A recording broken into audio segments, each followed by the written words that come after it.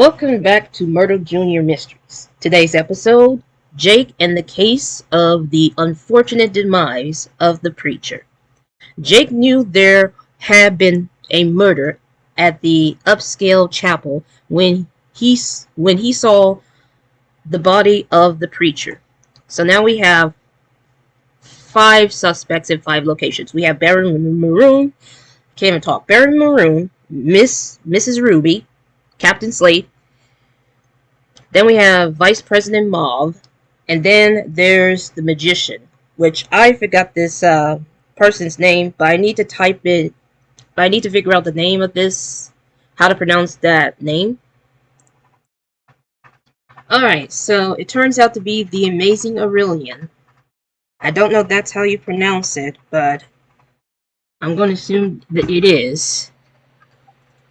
Alright, so, oh yeah, the locations are the bell tower, the graveyard, the chorus loft, the vestibule, I don't know how to pronounce that, and the front steps.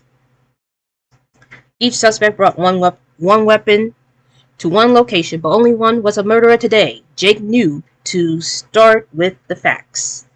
So let's see what the evidence states. The body was found in the graveyard, so that means that the graveyard, I'm trying to say graveyard. So the graveyard is where it takes place, but the question is who did it. So Captain Slate was found outdoors. So let's check out the location cards. Indoors for the bell tower. The graveyard is outdoors, obviously. The chorus loft is indoors. This one is indoors. And the front steps is outdoors. So what we do know is that this 3 right here, she did not win. But there could only be there could only be 2 locations where Captain Slate was outdoors. I don't know exactly what, but we're about to find out. So the suspect who was in the vestibule had green eyes. So let's check out the suspect cards. And I have to get this done quickly because I'm receiving message from my aunt and all that stuff. And it's just a small conversation about shoe size, which I'm not too much of a fashion person or any of a shoe person, just because I wear sneakers and stuff. But that's not the point. The point is that it's very frustrating, and I can't discuss about it because it's nothing personal, but it's just like I'm just tired. I'm trying to get things done so I can get things going.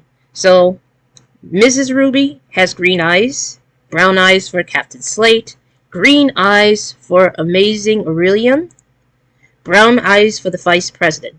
So there are only two people who have green eyes, which is Miss Ruby and the Amazing Aurelian.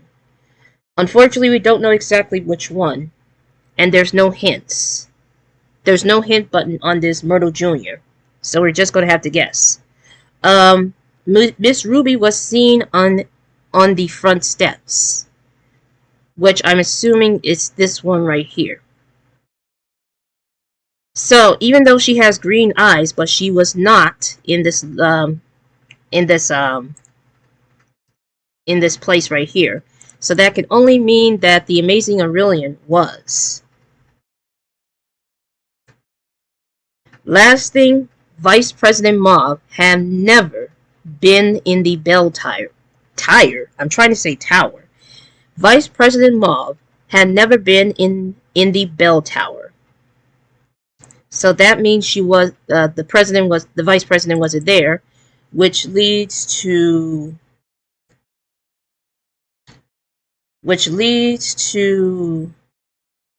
Baron Maroon being at the bell tower.